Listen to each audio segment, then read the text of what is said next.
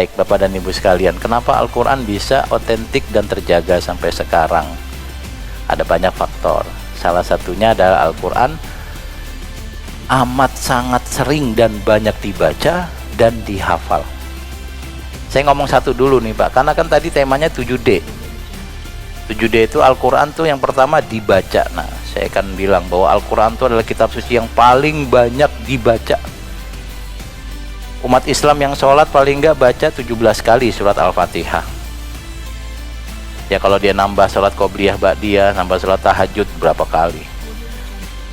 Saya ada teman saudara kita pendeta lah merasa kagum dengan orang Islam, karena lagi-lagi ini kan untuk kita Pak ya, untuk kalangan kita, karena orang-orang Kristen itu ya beribadahnya seminggu sekali dan itu pun nggak terlalu rame gitu. Kalau kita sehari 5 kali dan itu rame terus itu. Dan yang dibaca suratnya sama dan nggak bosen Pak ya. Ada yang bosen baca Fatihah di sini? Enggak ada yang bosen. Al-Quran nggak ngebosenin. Dari kecil sampai sekarang baca Fatihah nggak bosen-bosen. Walaupun kita suka pada sesuatu, tapi tidak ada yang sehebat Al-Quran yang masih bisa dinikmati walaupun sudah berkali-kali diulang.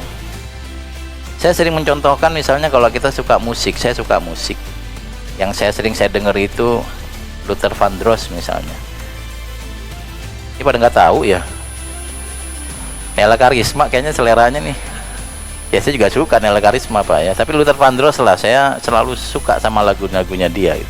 Tapi kalau saya suruh dengerin 17 kali sehari, saya nggak mau Pak.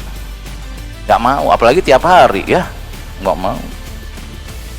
Bapak suka lagu siapa? Lagu BTS. Kalau BTS ibu-ibu ya, maaf ya. Bapak lagu Blackpink ya Pak. Itu kalau tiap hari 17 kali nonton mereka nari juga capek lama-lama. Tiap hari Pak, Al-Quran nggak ngebosenin. Dibaca berulang kali. Dan yang baca itu orang udah nggak kehitung, dari mulai anak kecil, orang tua yang mau mati. Ya. Baca Quran terus. Saya duduk di sini sebelum sholat dapat 2 juz Pak, ya, 2 juz kurang 1 lembar. Ya lumayan dan nggak ada perasaan bosen. Al-Quran bisa otentik karena dibaca oleh Nabi, dibaca oleh sahabat, dibaca generasi setelah, sampai sekarang udah 15 abad masih dibaca dan bacaannya sama lagi. Lagi-lagi kalau ada yang nanya kok baca tempat saya beda Pak, itu bukan Qurannya beda. Emang dia belum selesai belajar tajwidnya gitu kira-kira Pak.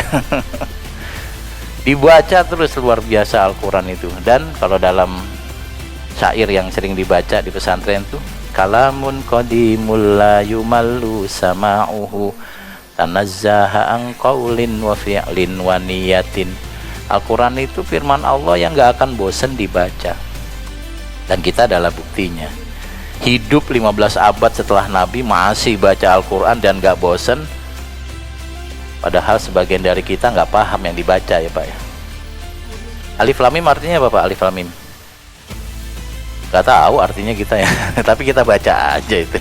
Saya tadi baca surat apa tuh yang Alif Lam Ro tuh ada tuh, surat Hijr apa ya, itu gak ada artinya. Ada Pak Alif Lam Mim tuh A Allah, Lamnya Jibril, Mimnya Muhammad. Oke, Alif Lam Mim Shot, La-nya Allah, Lamnya Jibril, Mim Muhammad, Shotnya sahabat. Alif Lam Mim Ro, nah Ro-nya siapa ini? Siapa sih Ro ini? Ada yang Alif Lam Ro, nah gak ada M-nya, malah gak ada Muhammadnya. Pun demikian kita menikmati bacaan Quran Pak.